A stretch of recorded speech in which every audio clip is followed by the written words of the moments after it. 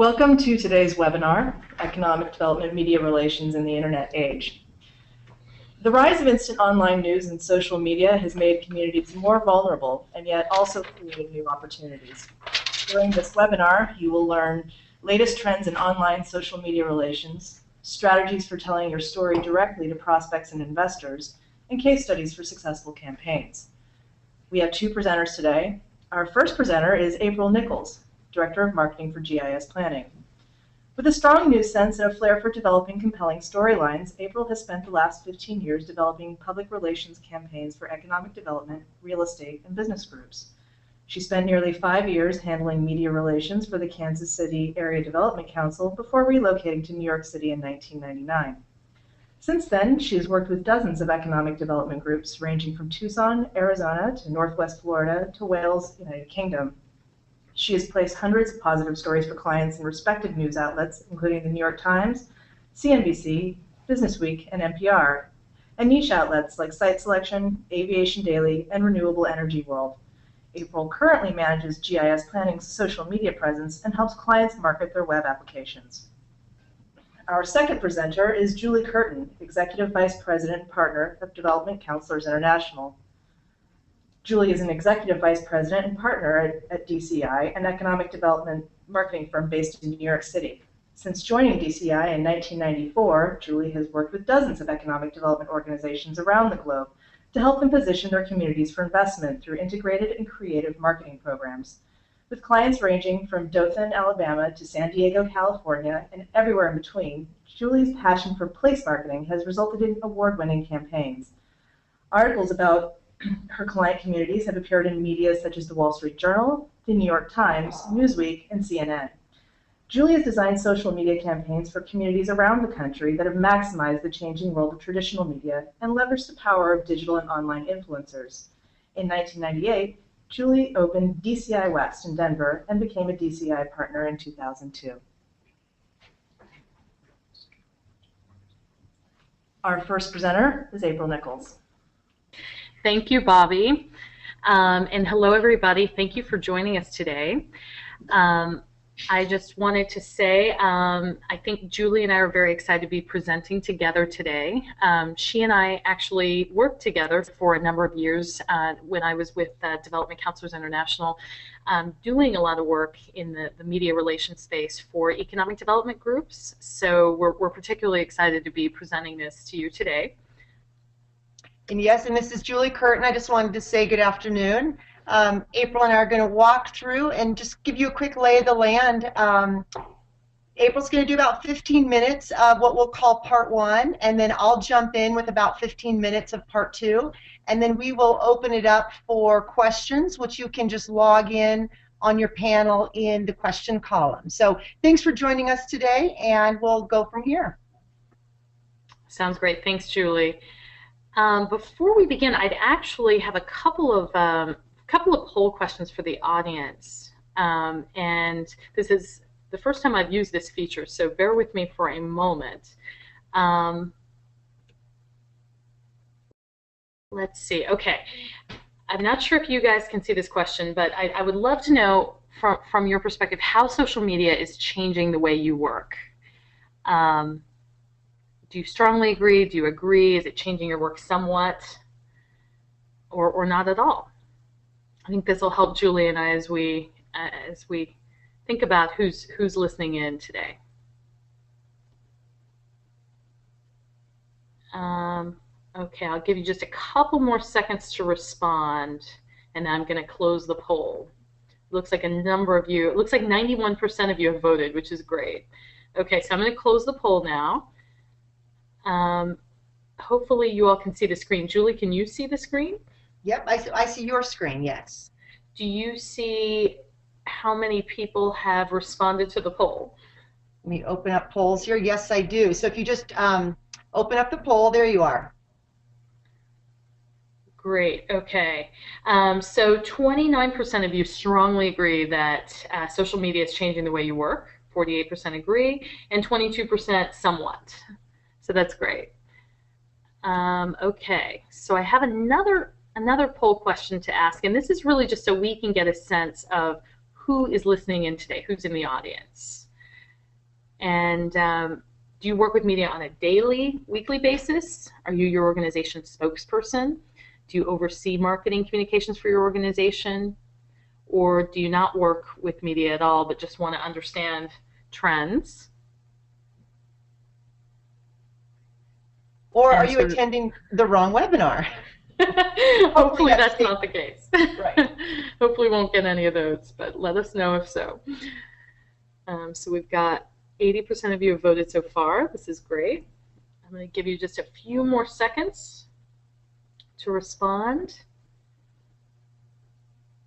All right, I'm going to close the poll with 93% voting. All right. So 25% of you work with media on a daily or weekly basis. 6% actually serve as the organization's spokesperson, and 61% oversee marketing communications for your organization. That's great. So you're definitely in the right place. So I'm going to try one more poll question. And the question is, when the commercial jet landed in the Hudson River in New York City last year, who broke the news? Was it broken by Twitter? And so far 60% of you have voted. That's great. I'm just going to give you a few more seconds. All right, 90% of you have weighed in here, and 65% of you say that is true, and you are correct. The first person to break the news of the jet landing in the Hudson River last year was someone that was actually on the plane and used their cell phone or their BlackBerry to post it on Twitter. So it's pretty crazy to think how the media landscape has changed, and I think that's an interesting fact there. All right, so now I'm just going to go into my presentation here, and hopefully everyone can see my slides. Julie, you can see these, Great. right? Yes, you're good. Okay, sounds great. Let's see. And then just, part one, okay. So quickly, I'm just going to review again how the media landscape has changed in recent years. And I think Julie and I would both agree it's changed pretty dramatically.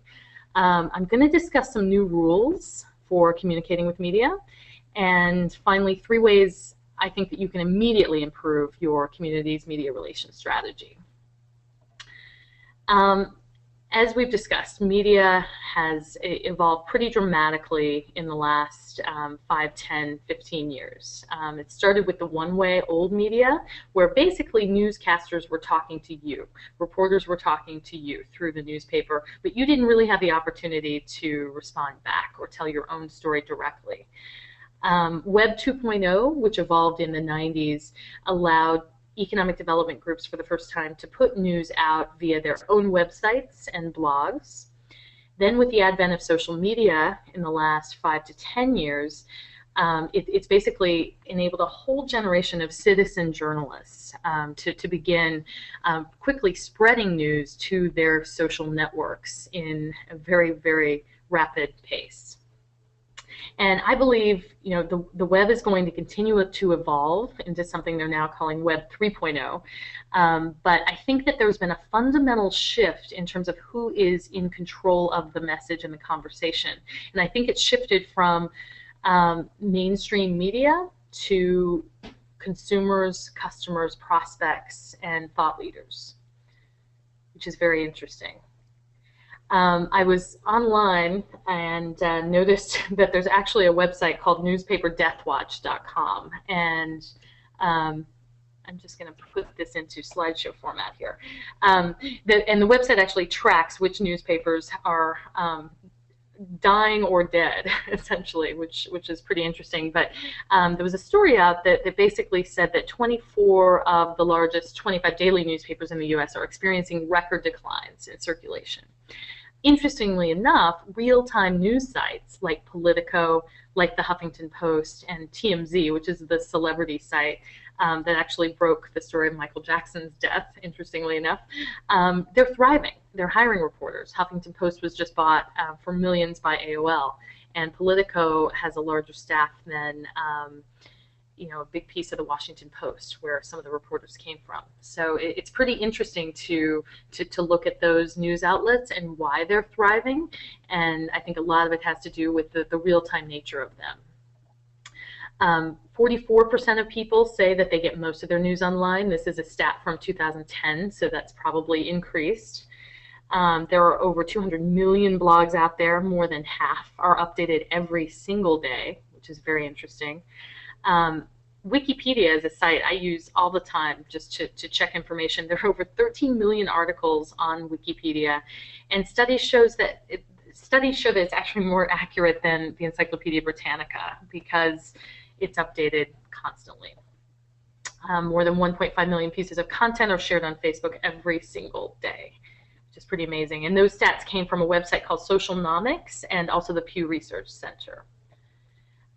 There's a book I really like by David Meerman Scott called Real Time Marketing and PR, and he also has another book called The New Rules of Marketing and PR, which came out a couple years before. But David Meerman Scott says, what was once a predictable 24-hour news cycle, and predictable meaning you knew when the deadlines were for the evening newscast or when the paper was put to bed, it's now an always-on, real-time, constantly evolving flow of news from thousands of mainstream sources, backed by feeds from millions of citizen journalists via blogs, Twitter, YouTube, Flickr, and the like.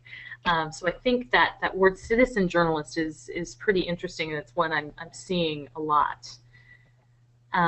There are three things I think you should get used to, and we all need to get used to in terms of dealing with the media landscape today. Information is real time. So the days of being able to assemble a panel to discuss a negative news story, come up with message points, then hold a press conference the following day to put out the correct information, those days are gone. And I think it's very, very important that we all think of the news cycle in hourly bites rather than 24-hour bites or weekly bites. I think we need to all think about the fact that we need to respond to any sort of negative news or misinformation within the hour. Before it's then aggregated and sent on to more and more people. We have lost control of the message as economic developers, and I think this is something particularly difficult to take because as economic developers, we're used to having a lot of control over when we make announcements about new jobs for our communities, and when we put news out there about positive ratings or rankings about our communities. And when we give information to our board, et cetera, et cetera. We used to have a lot of control, and because of the blogosphere and the way social media has taken off, we've lost a lot of that control.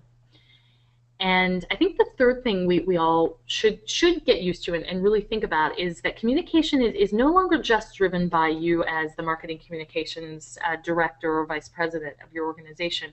You should think of yourself as a marketing coach and enlist members of your team to help you communicate on Twitter, on LinkedIn, on Facebook, and on your blog. Multiple people within your organization should be out communicating on a daily, hourly basis. And also, you should be thinking about who else can be communicating on your organization's behalf that may not be inside your organization, but maybe an ally. Old rules versus new rules. Old rules of PR. And a lot of this content, I should say, on this slide comes, again, from David Meerman Scott's book about the new rules of PR, which I thought were really, really interesting. In the old rules, the only way to get ink or airtime for your message about your community was through the media. Companies and economic development groups communicated to journalists through press releases, which nobody but the reporter saw. So we also communicated with journalists through interviews and things like that as well. But we were putting out information ourselves through press releases. Some of our press releases used a lot of jargon, and that was okay because journalists understood. The only way that buyers or prospects in this case would learn about a press release's content was if the media covered it. So we were really reliant on the media for telling our story. And then we would measure the effectiveness of our press releases through clipbooks that we created at the end of the year. And as an intern in '95, I was responsible for creating that clipbook. So I remember that very well. Here's an example of an old style news release, which actually was released last month. I didn't really understand the headline, but I'm guessing that someone in the LED manufacturing industry, perhaps a trade reporter, would have understood this headline and some of the content of this press release. But no one else really would understand it. Here's a great example of a new style press release. 221 million invested in Northeast Ohio companies last year. This is something that communicates directly to business prospects or site selection consultants or other influencers. Everyone can understand this press release and think about, wow, why? What's happening in Northeast Ohio to cause this amount of investment by venture capitalists and angel investors? And if you do a Google search under Northeast Ohio Invest, you'll see that right after this press release went out, there were more than 23 related stories about venture capitalists investing in Northeast Ohio, including a story which you'll see the photo there from the Cleveland Plain Dealer. So that story obviously caught on and was picked up by other blogs and other news outlets right away because the Northeast Ohio group paid to put this news release onto PR Newswire. So they probably spent $400 or $500 to do this, but again, they got some immediate pickup, including 24 quick stories. And I did a quick search under just the headline of the press release, and you'll see, actually there were dozens of stories, pickups about this press release. So it was a great example of how Northeast Ohio was able to influence mainstream media like the Cleveland Plain Dealer here, but also a number of blogs and other news sites that quickly picked up the news. And that news is going to be on Google for a long time, which is a great way to think of it. New rules of PR. PR is no longer about speaking through the media. Now, economic development groups can communicate directly to target audiences, which is great. We need to adapt our traditional media relations strategies as well. And Julie and I have been working in this industry a long time, and a big part of our strategy used to be setting up what we like to call desk side meetings or exploratory interviews for clients. Clients would come to New York, or we would bring them to Chicago or San Francisco, set up a round of face-to-face interviews for them. There might not be immediate news, but reporters were often happy to speak to a mayor or a CEO about industry trends. And a lot of times a story would come out as a result, but it might be 6 months down the line. I think those meetings are harder and harder to set up because reporters are doing more than one job. A lot of them are in the midst of writing stories for their website. A lot of them have blogs as well. And they might also be featured on video newscasts for, maybe a partner news station. And then they're writing for their original deadline. So they have much less time than they used to. And I think that they, as a result, focus more on internet research for stories rather than sitting down and spending a lot of time on internet research. And I think another reason why these desk side meetings are more challenging to set up these days is because a lot of reporters are no longer working in a traditional office. You look at Fortune magazine or Forbes, and you'll notice that a lot of them now have contributors. And these contributors are not in the office on staff, but they are working from wherever they live and writing stories. So it's very difficult then to find those people and get them on the phone. The way to reach them is by following their blog and through email. So it's a different strategy. some tips for becoming what I like to call a real-time organization.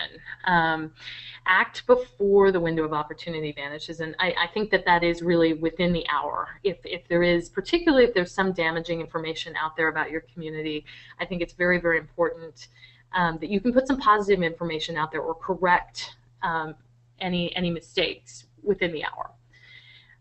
Empower the people on your team to act. So organizations that are successful in the internet age empower their people to write tweets without getting formal approval by 7 people before they go out, or to update a blog posting within minutes.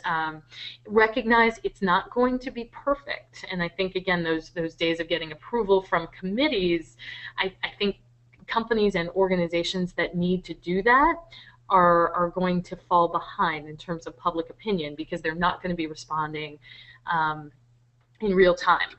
And engage with media the moment they need input. So when a journalist calls you now, again, they're not just maybe writing for their weekly business journal, but they may need information that they can post immediately onto their website. So they need you to call them back, again, within the hour and get them the information they need. Otherwise, they're going to go with the story without you, and they may not have the accurate information. So I think that's very important. 3 ways to improve your community's media relations strategy, and you know, again, we talked about this, but responding to reporters in real time is critical. Following them online, following their blogs, following their Twitter feeds will really help you in this way. Create original content for media, and the next slide I've got some thoughts on how to create that content and what ideas you can use there. But I think that's very, very important that you're creating the content as an economic development group, and that you're thinking of your target audience when you're creating that rather than the media. You're thinking of your prospects and your investors and what would they want to know. And then encourage the sharing of this information through your social networks, through Twitter, through Facebook, through LinkedIn, and really fully embrace those tools as an organization. Some examples of original content: news releases, as I mentioned, if they can be optimized for search engine pickup, you can do this by paying a fee to PR Newswire or Business Wire. But I recommend any positive news about your community, you do pay a bit extra to put it out on a service like PR Newswire or Business Wire. There's a more affordable service called PR Web you can use that basically ensures that when prospects are searching under your organization's name, they find those news releases. You can stream press conferences live online. I think Julie's going to talk about an example of a mayor doing that. Putting out reports, putting out stats, ratings and rankings on your community, coming up with white papers, putting out videos or presentations that you might have given to a small group of people, putting them out online so that larger groups of people can see them. I love this blog. I was actually talking with the head of the Sun Prairie, Wisconsin Economic Development Group last week, and he was telling me about the fact that they didn't have a big budget to set up a website. So instead, he came up with a blog about his community, and he has vowed that every single day in 2011, he's going to update the blog at least once a day with positive news about the economic development climate in Sun Prairie. So if you haven't been to this website, you can actually find it just by searching under economic development news and Sun Prairie, Wisconsin. But I encourage you to check it out because it's a great example of a small community that is doing a great job putting out news themselves. In terms of, and I've just got a few slides left, in terms of social media accounts and the numbers of people using them, LinkedIn, obviously people think of LinkedIn as the business source for news, and I think it's very important. But you'll see the numbers on Twitter and Facebook are much higher in terms of the numbers of users. And so I think it's very important that you're not only on LinkedIn, but you're sharing positive news on Twitter. There are a couple of really good examples from Colorado, also Indiana, sharing positive news on Twitter. In terms of Facebook, I strongly encourage everybody to consider setting up an organization Facebook page, which is different from your own Facebook page, but that allows you to put positive information up for your followers. And you'll see Anchorage has done a great job here, again, updating their page with local news as well as ratings and rankings and interesting tidbits.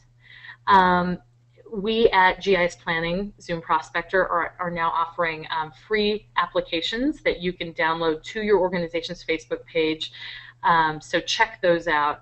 You can download property search applications as well as demographics, so you can enhance your organization's Facebook page.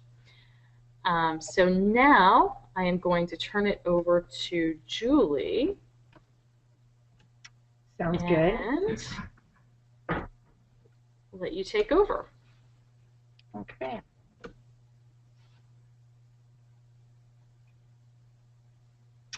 And this is Julie. Just give me 1 second while this comes up on everyone's screen. And I will make it. Thank you, April. And you know, if I'm reading this poll correctly, you know, 86% of you that are joining us have the responsibility. You deal with the media, or you directly oversee the communications program for your organization. So we definitely have the right audience here. As you can tell, as April mentioned, you know, she and I have been doing this for a while, and I tell you, we being in economic development marketing right now is an exciting time. I mean, the social media tools and just some of the different tactics that you can do with those are incredible, incredibly powerful for getting the message out. So with that, we'll just sort of move into part 2 here, and I just wanted to do a couple of things, just give you a sense of what I want to cover. We're just going to look quickly at, I'm just going to have you, I don't have an online poll, but I'm going to ask you just on your own, at your own desks there to discover your online communication style, and I'll give you a couple quick options here. But then we're just going to move into the intersection of media relations and social media. And the way I love to talk to folks and to share information is showing you examples from around the country. I think it's so important to, you know, just be able to look around, and that's the value of a webinar like this, is to be able to look around and sort of see what everyone else is doing and what others are doing in marketing and in economic development. And then I just want to give you a couple of thoughts on your own online brand and discovering that. So let's see if this lets me. Just 1 second. I seem to be stuck. Oops. April, can you see my April, can you see my slides? Yes, I can see them. Okay. Let me go back into screen share here. There we are.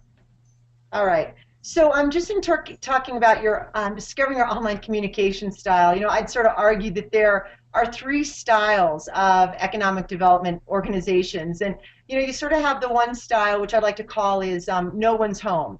You know, we set up these Twitter accounts, or you set up a Facebook account, or a LinkedIn account or group, and no one's home. You know, you set it up and then you never go back and engage with it. So just obviously not the category that you want to fall in. There's also something I like to call sort of the megaphone. You know, you see this megaphone guy. So many of us as economic development organizations, you know, we're out there sort of just shouting our own news and shouting our own information, and just sort of very one-sided. And that's another sort of style that you might see.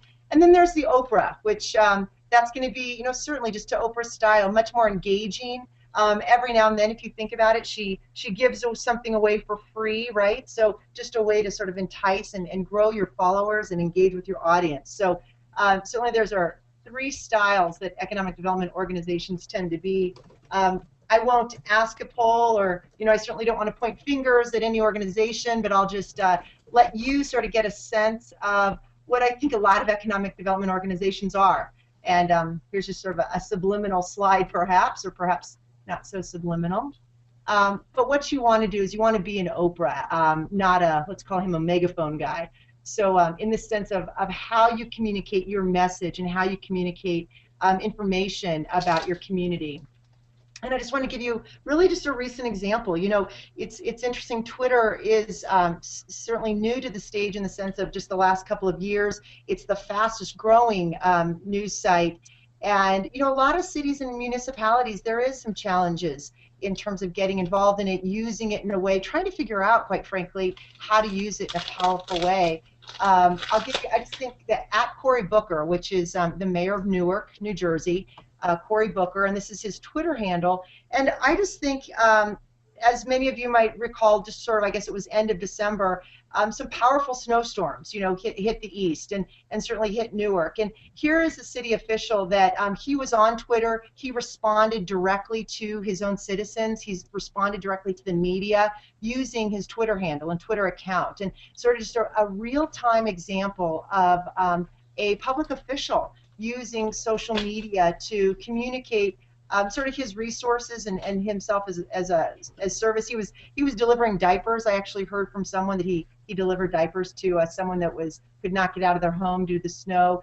But he was out around Newark, and here's just an article. I just thought that was interesting. You know, when we think about social media and media relations, here's an article. The Washington Post actually wrote a piece.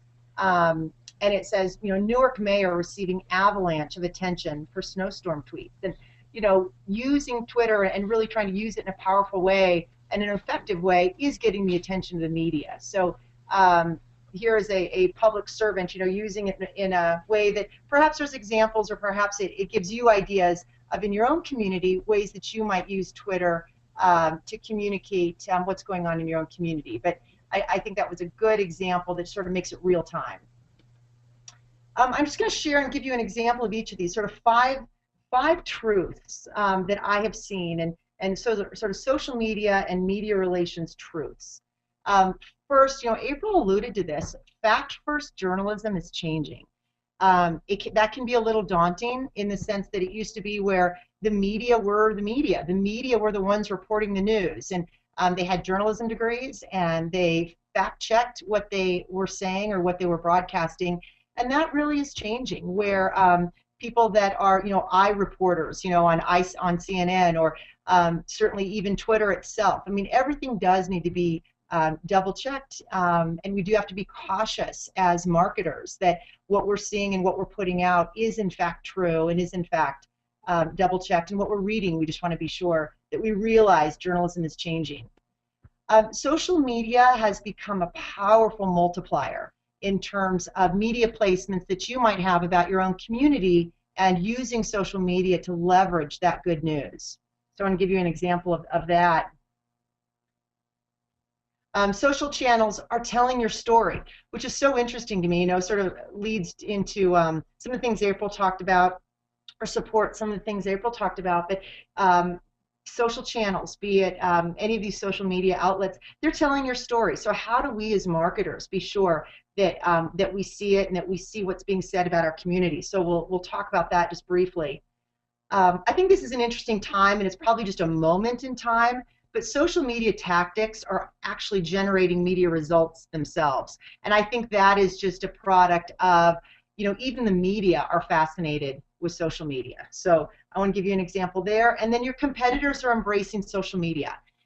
So let's, I want to share with you sort of how they're doing that, with the sense that, with the hope that you can take away from this webinar just some really specific things that you can do for your, within your own community to leverage social media and media relations. So firstly, just talking about social media powerfully multiplies the impact of a media placement. Here's a group that I think does a really great job, and you know, again, I encourage you to take notes as you think about, gosh, who should I follow? Who should I look to, perhaps, as leaders in the field? And many of you, I had seen the participation list. Many of you are already doing it, and I applaud you for being out there. Here's a good example: Metro Orlando EDC on Twitter, and they have about 1,500, almost 1,500 followers. But here's just, I'll bring your attention maybe the second tweet up. If you take a look there, Metro Orlando says, "Woot!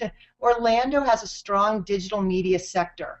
And she's essentially retweeting a thought leader, which is Richard Florida, who has made a comment about a Wall Street Journal article on how video games are changing the economy. So here's sort of Orlando retweeting a very both an influencer as well as a credible news source, which being the Wall Street Journal, and really tying their own industry of digital media into this tweet. And so just sort of the opportunity by extension of the Journal and Richard Florida, Orlando is able to get out there and sort of get, reinforce their brand of their own digital media sector. So sort of just an interesting way and maybe an example that, it's free to do. So maybe take a look at that, maybe follow Orlando and take a look at what they're doing. I think that's a good example, though, of using media relations and leveraging placements with social media. And here's another one that is just terrific. This is Chattanooga, the Chattanooga Chamber of Commerce, and their local utility, which is actually the EPB. There was just a wonderful story in the New York Times in September about just great news that they launched, which the fastest net service in the U.S. is coming to Chattanooga. Here's a story that ran in the New York Times. In the past, this story would have run in the New York Times, and Chattanooga and those associated with Chattanooga would be very, very happy and satisfied with it just being in the New York Times.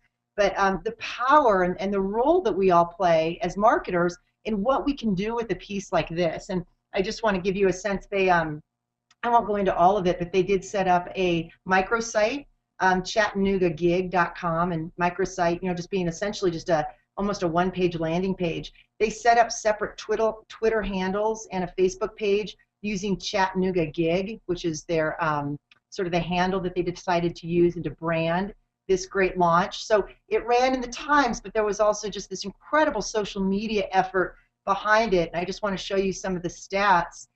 Here's a page and just shows you really within 48 hours what happened. A number of different publications with strong online presence ran the story. And so you'll see there like Huffington Post, Yahoo News.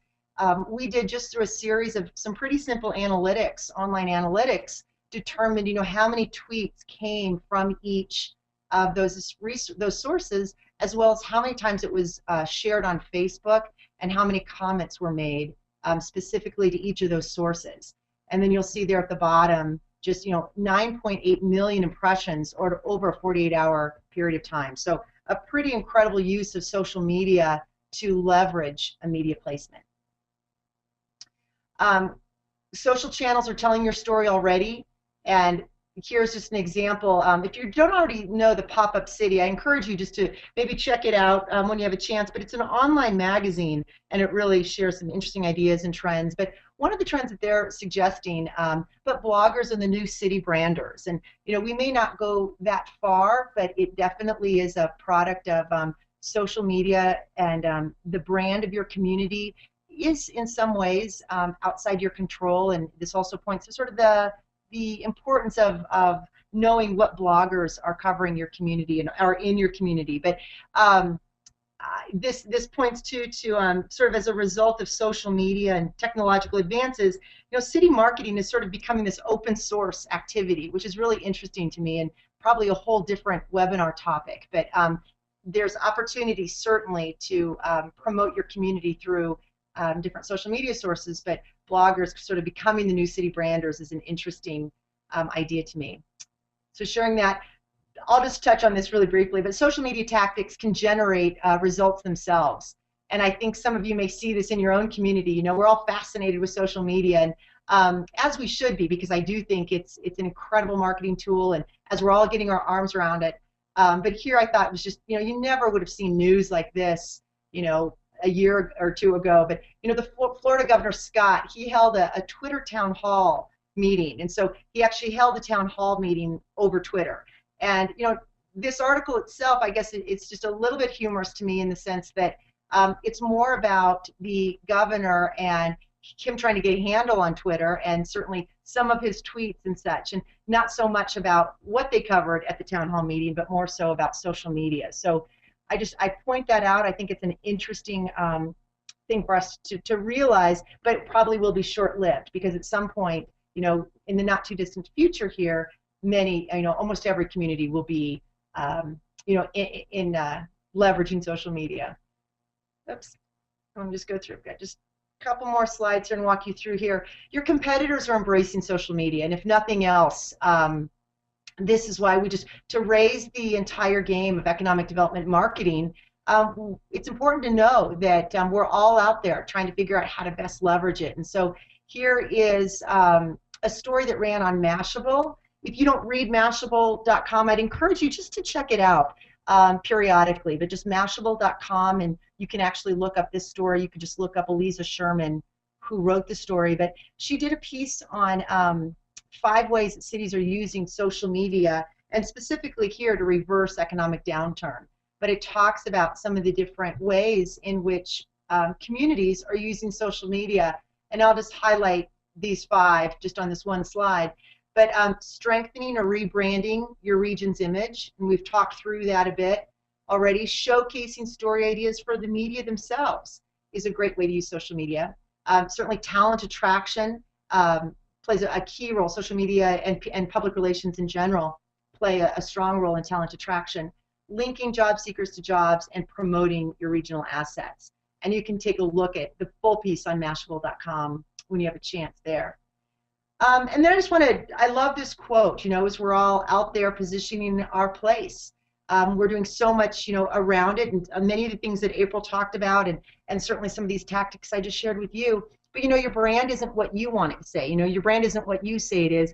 It's really what Google says it is, right? So it's, if someone does a Google search on your own community, that tends to be your brand.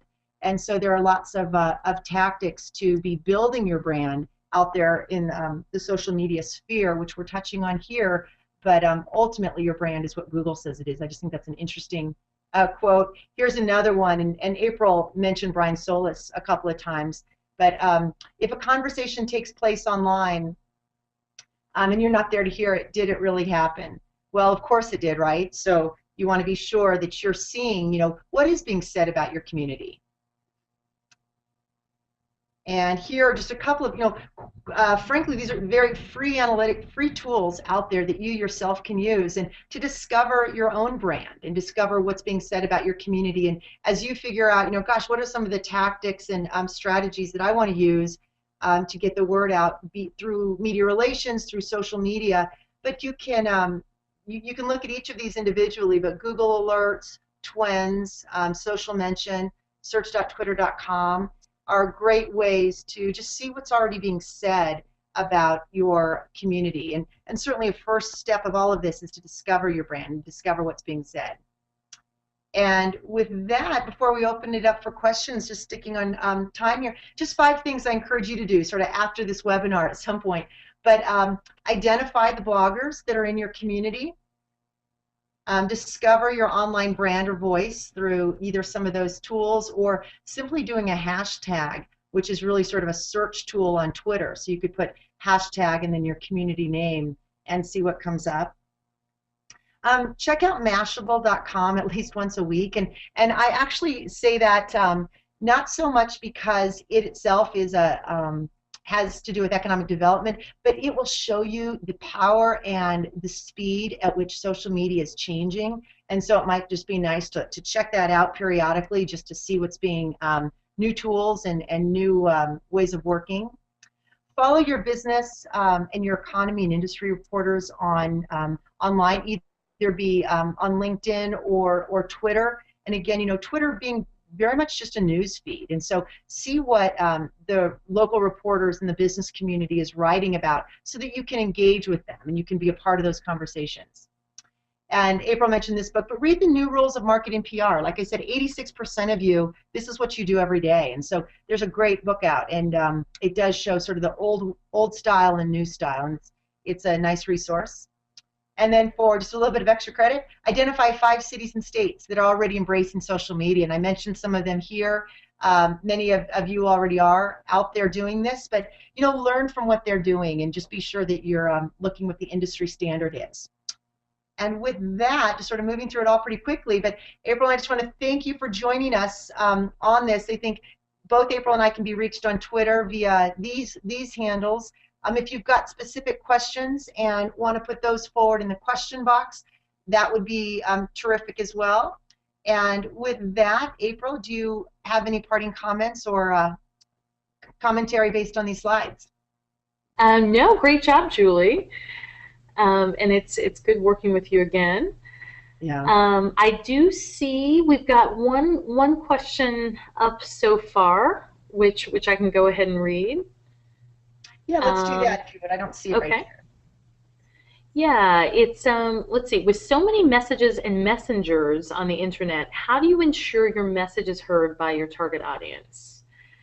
That's a great question, because you're right that there are, that there are different levels probably in terms of quality of messengers on the internet. There's sort of the random blogger, and then there's actually the thought leader that can carry your message to a business prospect. So there are certainly varying qualities in terms of the actual messengers, and tons of messages as well. So I think, and Julie, I'd love for you to weigh in here as well, but I think in terms of making sure your message is heard by your target audience, I think it's very important to look at what blogs and what thought leaders are your prospects and your investors reading and following themselves. So, it used to be Business Week and the Wall Street Journal. Now it may be a thought leader like a Michael Porter or Richard Florida, or another admired politician.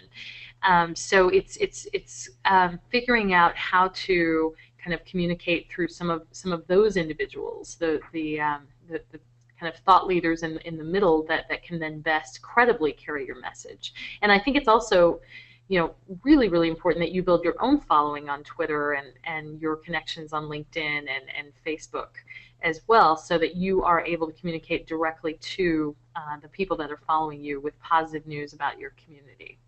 Sure, and I'll just jump in and add on that, because it is a great question. And I guess I just want to emphasize, and I've got another presentation in which I make this comment a little bit more strongly, but realizing that social media is terrific. It is not the holy grail. We do have to realize that it's a marketing mix. So as the person who asked this question, you talk about messages and messengers on the internet.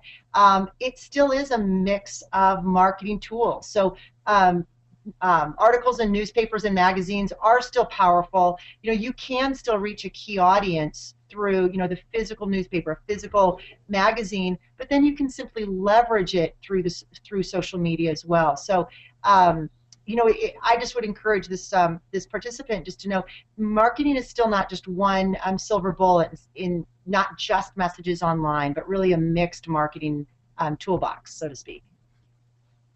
I think that's absolutely right. I see another question here, and we will be making these slides available, by the way. I see several people asking about that, and we'll be posting this entire presentation online, and be sure to get you guys the link there. But I see another question: where do site consultants get most of their information? And I think that's a great question. Julie, do you want to start off? Sure. I think, not to give a non-answer to a great question, but site selection consultants, just like all of us, there's a variety of ways in which they can get their information. What we're seeing is social. It's a lot of site consultants. I would not encourage you to use just Twitter or just online ways of getting a hold of site consultants. But a website is still just very, very powerful, and obviously is in my perspective and conversations and the studies we've seen, even through GIS, a website really is the first point of contact for a consultant in getting their information.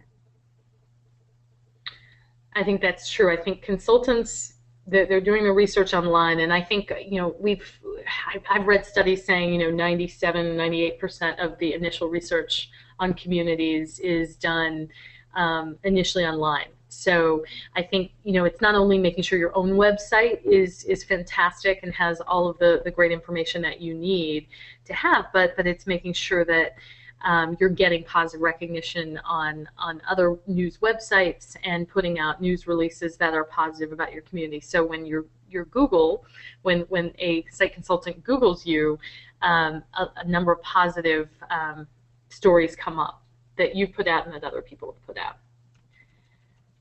Good.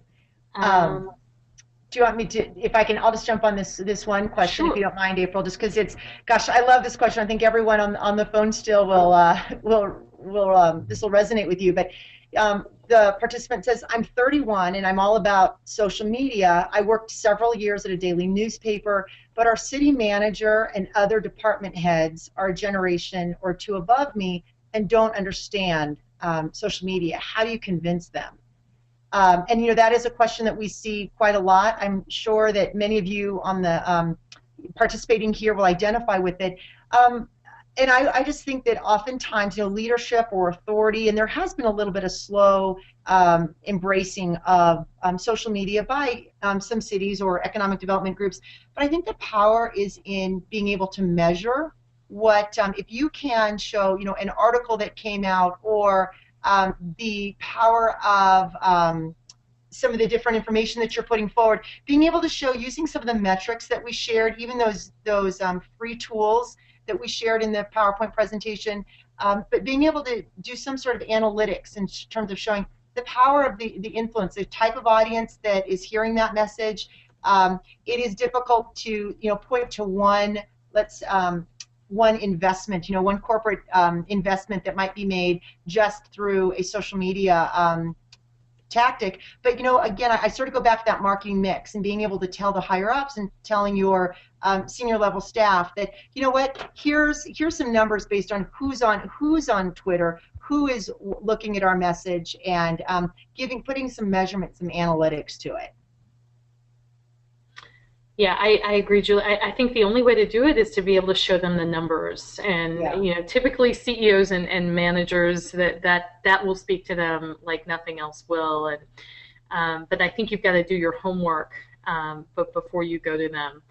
But that is challenging, and I think too, just in thinking about how these organizations are typically run and work, it is a big stretch. You know, for a certain generation to get comfortable with these tools and with the immediacy of them and the loss of control, as we've talked about. So right. I understand why it's a challenge, but I applaud you for you know, pursuing it. Right. Let's see. Okay, we've got another question here. You mentioned that marketing is a team effort, and sometimes it's good to have an ally outside the organization. What are your examples of good allies? You know, that's a great question. I think, you know, key board people, you know, which are natural allies, depending on how your organization is set up. If it does have some private sector members, I think you could tap, you know, 2 or 3 business marketing people, and ideally, if you can identify people that perhaps have a successful business that falls within one of your targeted industries, that's even better, so they can talk about, you know, why your community is great for biotech or alternative energy, and they have credibility that way. So that would sort of be the first place I would look in terms of, you know, business people in your community already. And I think I would also look at other community groups in your city or region. You know, if you're allies with the Convention and Visitors Bureau or with the Chamber of Commerce, you know, they're also putting out positive information about your community, maybe from a different perspective, but they probably have a different set of followers. So I think, you know, those are also good places to look for allies, in addition to the bloggers that Julie mentioned. Mm-hmm. Yep, that's good. Let's see. And I think, just being true to time here, I want to be cautious of or respectful of everyone's time. As April mentioned, we can in fact share. We will share copies of our slides, and so those will be made available to you. And any other sort of housekeeping work, Miss April Nichols? I don't think so. So we, you know, if you'd like the slides today, if you want to just drop me or Julie an email directly, I realize our email addresses are not up here, but you can send me an email at anichols@gisplanning.com.